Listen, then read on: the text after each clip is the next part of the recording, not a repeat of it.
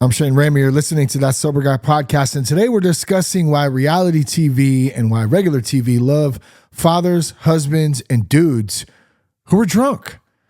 Reality TV doesn't really show you anything about reality. It shows you what's easiest to control. And nothing is easier to control than a man who's numb, who's drunk. I'm a little intoxicated. Who's reactive rather than responsive, and who's disconnected from himself, his family, his purpose.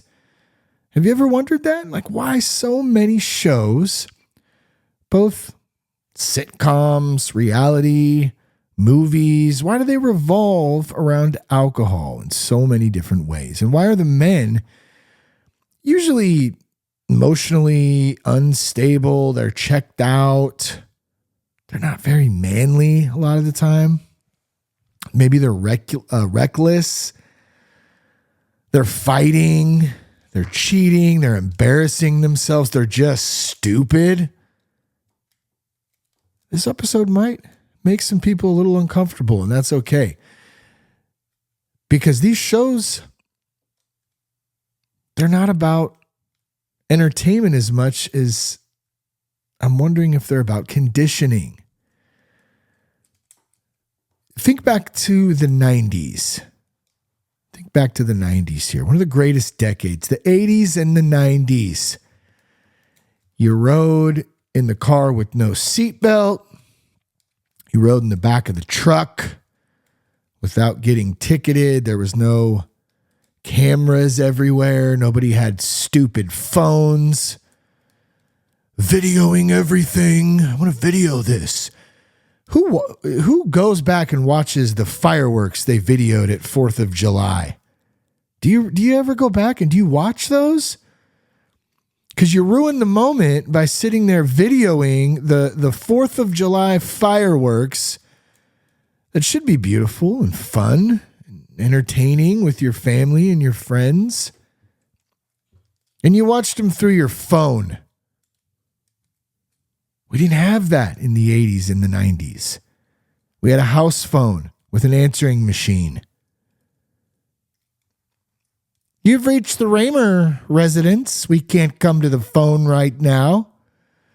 But if you leave your name, your number, and the time you called, we'll get right back to you. Thank you. Have a great day. Beep. And they left a message. And you got it. Maybe later that night. Maybe the following morning you're eating dinner. So you didn't pick. Nope. Sit your ass back down in that chair. You're not answering that phone. But Dad, dang. Cindy's call. It's gonna. I don't care. She can leave a message on the answering machine. Beep. We didn't have that stuff. We didn't have the phones. We didn't have the instant gratification, the instant ability to record everything. Now they got it in glasses, Meta glasses. Have you seen those? You just click the button. They're actually kind of cool. Can't deny it. I like them. But it's changed the game. And back in the 90s, not only did you have answering machines and house phones and riding in the back of pickup trucks, your grandpa said, "You some bitch."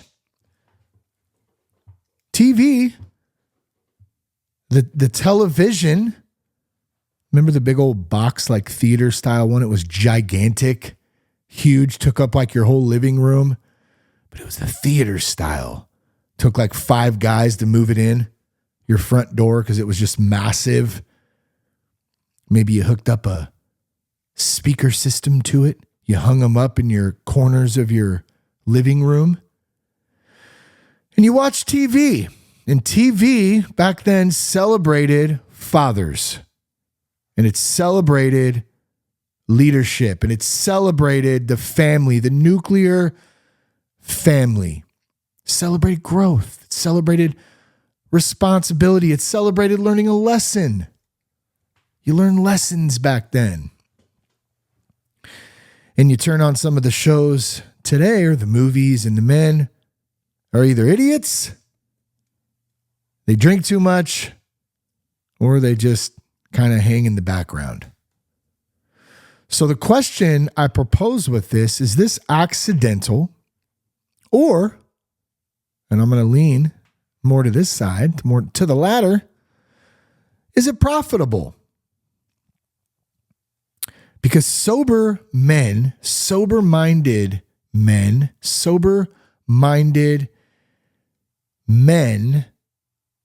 don't make good puppets. And terrible puppets don't get great ratings. They don't get any ratings. The reality TV is anything but reality. Let's start there. It's not real. Reality TV. It's scripted. It's chaotic. It's edited. It's dysfunctional. A lot of the time, alcohol is at the center of that. It's the main driving factor. Sometimes it's part of the main character. Oftentimes it's encouraged, it's supplied, it's sometimes required, it's there, which I gotta say, that's reality in some of our own lives too. It's there, it's everywhere, it's all around. What are you gonna hide from it? You're not. It's there. You go to the grocery store, it's there. You go to a dinner, it's there. At a restaurant, you go to a party, it's there. You go to Thanksgiving, you have relatives that are peeling the booze back. You boys doing a bit of boozing, are you? And alcohol creates, what does it create? It creates a lot of things. It creates impulsive behavior, creates emotional volatility, creates conflict a lot of the time. Ask somebody. I know a couple people like this. They have all kinds of stuff in their lives, all kinds of problems. This happened, and they always have an excuse for everything too. Why it happened, they want to blame somebody else. And you take a look back, and I can attest to this too. In my own time partying and being an idiot, 9 out of 10 times when something happened, what was the one factor? Well, there was 2 factors. There was myself, and then there was usually alcohol. And I know a lot of people, well, definitely a few people I can think of, that's the case. You go, hey, I'm in jail again. Oh, man, I lost my job. Yeah. Oh, yeah, we're getting a divorce. Oh, man, yeah, my kids hate me. I don't talk to my family. My family's estranged. It's all their fault. Oh, my life. And you feel bad. Feel bad because, some of these people you love. But you step back for a minute and you go, wait a minute. What are the factors here? What are the factors of why you're experiencing all of this adversity? Why are you experiencing this? And you go, oh, interesting. Were you drinking? Well, yeah, but that wasn't the no. I had a couple drinks. I had like 2. So you were drinking. Well, yeah, but okay. Enough said. Stop. Because I've still yet to hear anybody say my habitual drinking habits have really improved my life. But let's get back to the television here. You take the booze out of a lot of these shows, or caveat, even some of the mental health issues, because I swear people are crazy. Who's crazy? Who's crazy? Who's crazy? Take away the booze and suddenly you don't have a show. You have adults, actually sober-minded adults having conversations, and it has worked, and we're going to talk a little bit about that here shortly. But I got to point this out first. nobody, I shouldn't say nobody, but a lot of the time, I think as they produce these type of shows, nobody's tuning in to watch a guy take responsibility and go to bed at 10. That doesn't get ratings. It's boring. And I get it. It's not, that's real life for a lot of us. Real life. Drunk men are predictable. They're irrational a lot of the time. Reactatory. I think I just made a word up. But they react. They don't respond a lot of the time. A sober-minded person may ruin the script. May, I said, because I do think that there are instances where this works. But I want you to think back to the 90s again. Okay, let's go back beyond the answering machines and the Nintendo NES and Super NES and Sega Genesis. What else? Sega Genesis. Man, that was a fun one. Remember the Dolphin game? Forgot what that was called. You had Sonic, Blades of Glory. Blades of Steel. Blades of Glory was the movie. Super Nintendo, all the Marios. Then 3DO came out. And 3DO was like the first disc played with like super real graphics. Remember my buddy Dave got the first 3DO. We were tripping out. First time we played Need for Speed. 90s were great. And I want you to think about the shows in the 90s. Shows like Home Improvement. Remember Home Improvement? One of my favorites. Tim Allen played Tim the Toolman Taylor. Love that show. Still watch it. As a matter of fact, we go through different seasons of shows at the bedtime as Jess and I lay down for the night, throw something on, relax a little bit. Watch a little Home Improvement or what else? A little Seinfeld. But Home Improvement was a great show. There was a lesson. And the father led the fit. Now, here's the thing. He was also, they painted him as he could be a little bit of an idiot sometimes. It was done, I think, in a way that wasn't undermining his masculinity and him being the dad and the leader of the family. Because I think there's some truth in that. All of us dudes can be a bit of a jackass sometimes and do stupid shit. Absolutely. But at the end of the day, he was a father, and he was a good father to his boys, good husband to his wife. He had the show, the business. He was a good friend, even though he made fat jokes about Al's mom all the time, which was hilarious. But it was a great show. It was a down-home show that had a lesson, that was fun, that was entertaining, and the family came first. The family was important, right? How about Growing Pains? Remember Growing Pains? Mike Seaver had a best friend named Boner. I think his name was Stabone. Was his last name. Can't remember his first name. And then you had the father. You had the mother, Maggie Seaver, and then you had the father, Jason Seaver. He was a psychiatrist, if I remember correct. And what about that show? Same thing. The family. The family was important, and there was a lesson in each show, each episode. Mike was usually doing something stupid. They had the younger brother, Ben Seaver, and then was Carol. Man, I can't believe I remember every cast member on that. Carol Seaver was the sister. So there was always an issue, but it always got solved. The dad wasn't drunk. He wasn't an idiot. He wasn't perfect, but he was a good dad. It's a fun show. You could watch it with your family because the family is important. Another one. How about Fresh Prince of Bel-Air? One of my favorites. Will Smith. He had Uncle Carl. I'm sorry. Uncle, what's his name? Oh, Uncle Phil. Thank you. I'm getting old. getting old. Uncle Phil. Phil, man, he was a judge. He was rich.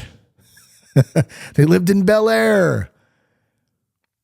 He was a father figure to Will, whose father was a deadbeat from Philly. There was always a lesson. Carlton was hilarious. Hillary, the sister. Great show. It was a great show. I'll never forget the episode. I just saw a clip of this recently when Will's real father on the show showed up unexpectedly. That was supposed to take him somewhere. And he was so excited, you know, and that father figure is so important for a lot of us dudes out there, and a lot of us struggle with it, and I get it.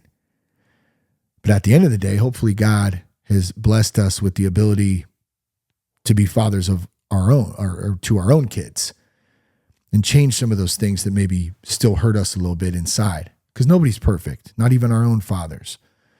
And on this show, or on this episode, Will, you know, his father wasn't perfect. He left him. That's why he bounced out. Came to live with Uncle Phil in Bel Air. But his dad showed up and basically told him that he was going to take him somewhere, and then ended up flaking out. And it's a very emotional scene. And you can tell that there was some real feelings in that scene, and Will doesn't get it, and he acts like it doesn't bother him, and then at the end, you know, he kind of blows up and gets pissed and starts crying, and him and Uncle Phil embrace, and he tells him he's a great kid and a great son. And man, it's a beautiful moment if you've ever seen that episode. And the father figure is there. And he's solid. He's firm. He's a man. Takes care of business. He loves. He provides. Is he perfect? No. He's not perfect.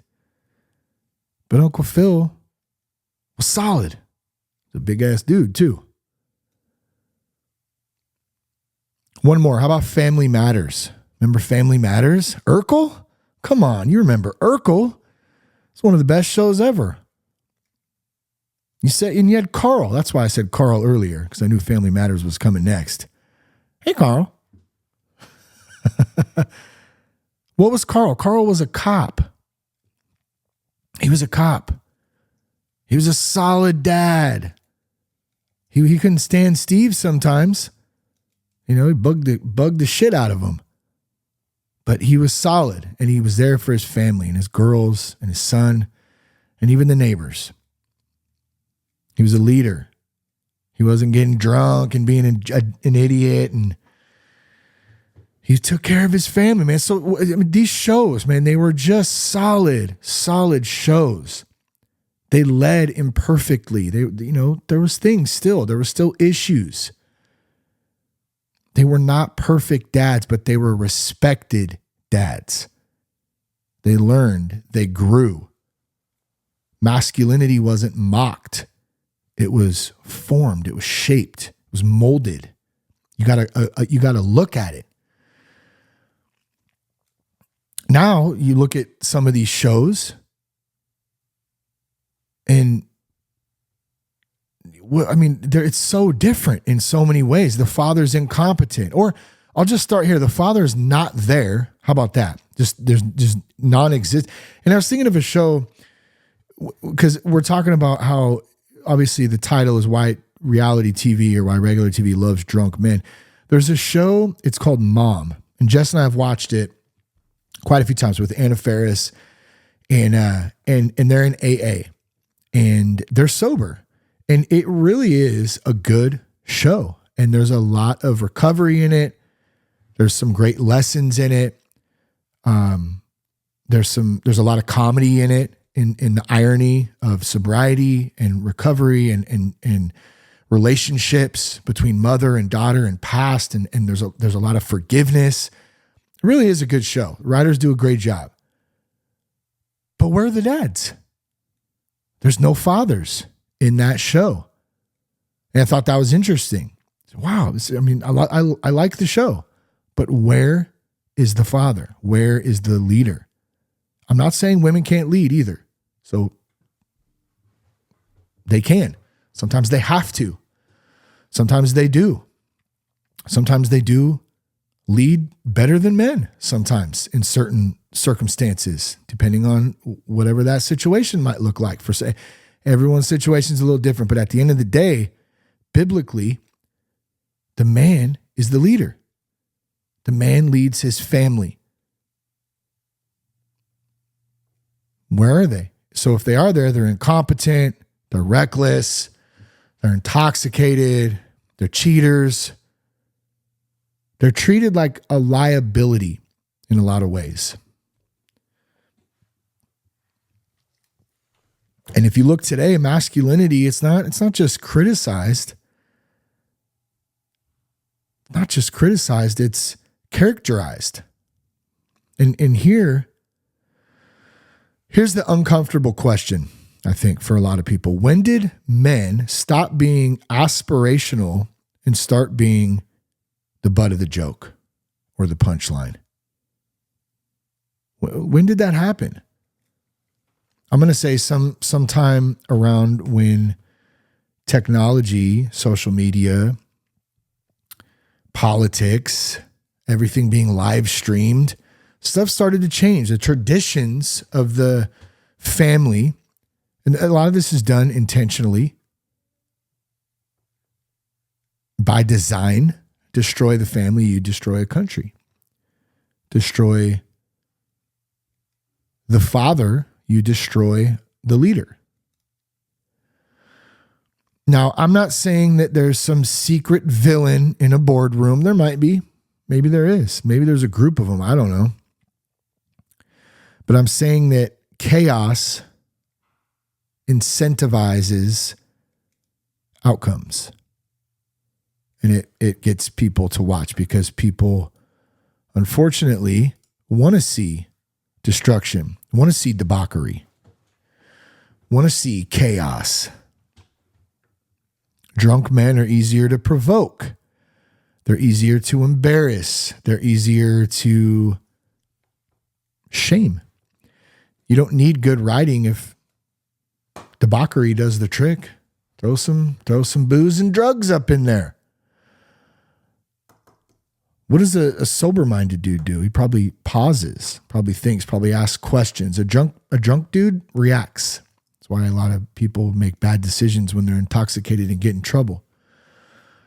I've talked to many guys who have had accidents while intoxicated and gone to prison. It's a reaction or not a reaction because they were numbed out. But reactions and stories like that are absolute gold for the algorithms. You see, sedated men don't challenge systems. They just go with the flow. They conform. They don't think for themselves. They can't critically think, especially after years of being intoxicated. Numbing out, escaping. So let's zoom out for a minute.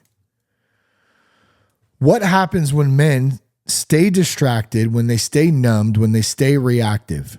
What happens to them? What happens to the family? What happens to the business? Quite a few things. Less leadership, less presence at home, less purpose-driven work.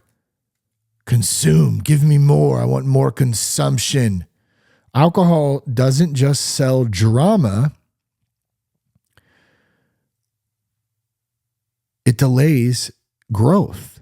And delayed men are much easier to market to. They can get inside that subconscious and they can market the shit out of it. Here you go. You don't even know it's there. But a man who's awake, who's sober-minded, who's conscious, who can critically think, who can question, who doesn't have that cult-like mentality to conform, that's a man who's dangerous to systems of profit and systems that are designed to get you to conform to.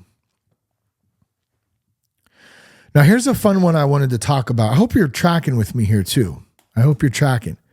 And this is a fun one I wanted to share and say that sometimes there's certain things that can work and they start to make sense. And Jersey Shore is a great example of this. And you're going, oh God, are you serious? Did you just say Jersey Shore? I did. And and I think it's an interesting exception to this. And this is a little bit personal to me. If you remember Jersey Shore back in the day. Now, I want to say first and foremost, I never watched the show back in the day. I had seen clips of it. I knew who Snooki was. I knew who the Situation was. Those were the two that I really only knew because they were probably the two most popular out of the cast. And they were also in the headlines all the time back in the day. I mean, I guess this would have been in my teens and maybe 20s. MTV was still a huge thing back then. So sad that MTV is gone now. Do you guys know that? MTV is gone. I mean, I grew up on that. TRL. What else, man? The dance parties, the videos, Real World's like the first reality TV show that actually started, I think, in San Francisco. I mean, what a time to be alive. I wish I could teleport back to the 90s. Be amazing. Maybe I can. Hey, you never know. But Jersey Shore, you remember a couple of those cast members probably like I do, but what was Jersey Shore back in the day? It was pure drunken chaos, and it was popular as ever. People loved some Jersey Shore. There was fights, there was arguments, there was blackouts, there was chaos, and there was zero accountability. Zero accountability. Was it entertaining? Absolutely, for a lot of people. Was it healthy? Absolutely not. Not even close.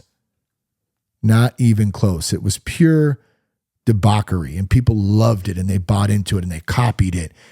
And I would imagine that a lot of people were heavily influenced by that show, and they tried to emulate those lifestyles at a young age. And a lot of them probably found themselves in some serious, or having some pretty serious and shitty consequences because of those decisions and that influence that shows like Jersey Shore and others, because there was others out there doing the same type of thing, influencing young minds. And so we've proven, I think, that sells, right? That gains views. People like that stuff, unfortunately. So I never watched it really then. I knew what it was about. And I don't know when it happened. It maybe last year, roughly sometime around then. And Jess and I were laying in bed, like I mentioned. We pick a show sometimes and we start watching some episodes, usually older shows in the 90s, because that's kind of what we grew up on. It's nostalgia for us, and we like watching that type of stuff. And we saw there was a new Jersey Shore out. And at first, I'm not watching this because I still associated it with back in the day. And I don't know if Jess convinced me somehow, or I may have even said, "Oh, what the heck? Let's try it out. Let's watch it." And it was actually, I started watching it and I said, "Man, I kind of like this." And why is that? They're older. You got to figure this is 20 years later. They have families, they have kids, they have responsibilities, right? They do different things. They go on vacations together. But some of the guys, and particularly Mike, the Situation, who is a complete debauchery in the first, and I understand this, make sure we're on the same page here. I understand there's reality TV shows like this. They're encouraged to be characters and crazy, and I totally get it. His character was crazy back in the day, from what I do remember, the little bit that I saw. He was fighting, he was drunk, he was a hothead, he was a meathead. What they call it, GTL, gym tan laundry. And you go 20 years later down the line and you look and the guy's sober now. And he's got a family and he's got kids and he's got a level head. And he knows that he was a jackass. He had to do a lot of recovery work and ask for a lot of forgiveness, probably a lot of shitty things that he did and people that he hurt over the years and bad decisions and mistakes that he made. And so you see the healing and the redemption in that today. So here's the wild thing. The show didn't get worse 20 years later. It actually got better. So it's proof.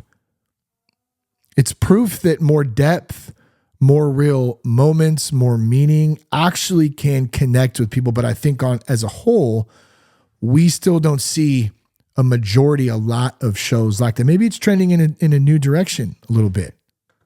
Maybe.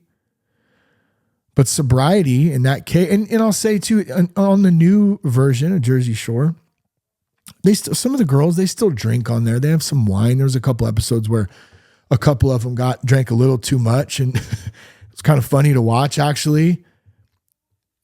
But there was still something about it that brought it back to those early 90s sitcoms of the family again, bringing back around. So that was really good to see.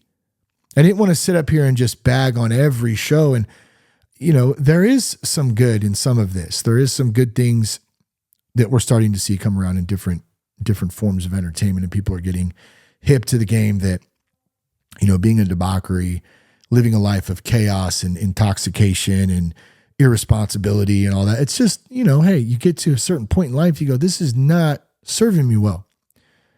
Not serving me well at all.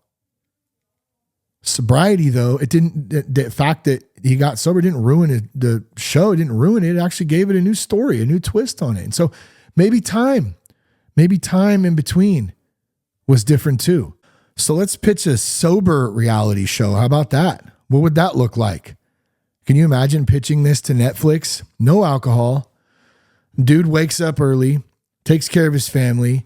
He trains, he's healthy, talks through conflict, builds a business, leads his kids well, coaches, goes to sporting events for his kids, helps out around the house, has fun, still knows how to have fun, has friends.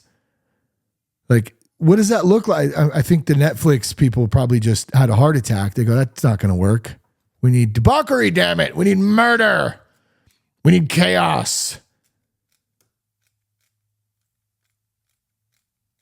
Reality TV doesn't hate men, okay? It hates men who can't be controlled. And Sobriety creates clarity, it creates leadership, it creates stability. And stability, unfortunately, just doesn't sell as well as chaos does. So if a sober mind ruins the show, hey, maybe the show was never worth watching in the first place. Because I've concluded that strong men, sober-minded men do not make good puppets, period. So I think we have an obligation. I think we have a duty. I think we have a mission to put this in perspective, but also start going in a different direction.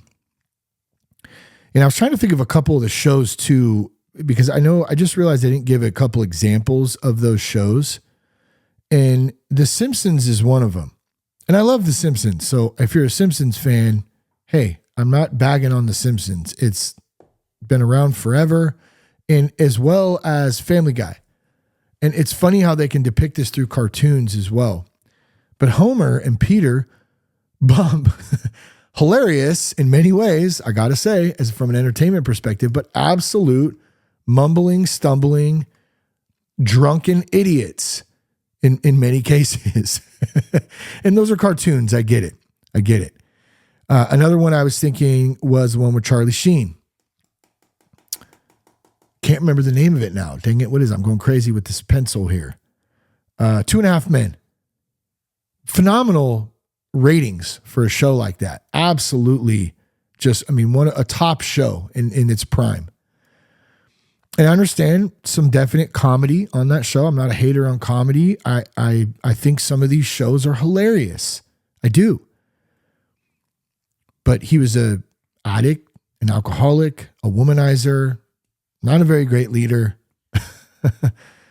destroying his body. and not that worked. It sold. It sells. So where do we go from here? Where does this go from here? And I think it goes in the first step in being conscious about what we're watching, what we're bringing into our homes, what we are allowing to infiltrate. And in some ways, I think the damage has been done. And in many ways, I think that there's still some sort of agenda to continue down that path in order to sedate men, in order to sedate leadership, in order to control. And it's an interesting thing. And it'll be interesting to see what that looks like as AI evolves, as technology evolves, as media evolves, as things continue to spiral into chaos, if you've been paying attention to anything lately, which is insane, bro. Insane. And I'm very blessed and grateful I have a sober mind to get through it, because it is rough some days. Some days are like, whoa, couldn't imagine if I was drinking right now. I hope you heard something that was interesting for you today. I hope you learned something new. And if not, hey, you got a little flashback of The Answering Machine and some good old fashioned 90s sitcoms. So I appreciate you tuning in today. If you love the show, please share it with a friend. If you enjoyed this episode, please share it with a friend. Leave us a review on iTunes. That would be super helpful, actually. If you go into iTunes right now and leave us a great review, love to try to get those reviews up there. I love reading them, and they help other people find the show. So thank you for tuning in to That Sober Guy podcast. You can check us out at thatsoberguy.com. Join the Victory Circle, our free online men's community. Tons of good dudes in there from all over the place sharing and connecting. Shout out to all the dudes in the Victory Circle. I appreciate you guys. Take care. God bless. Keep your blood clean.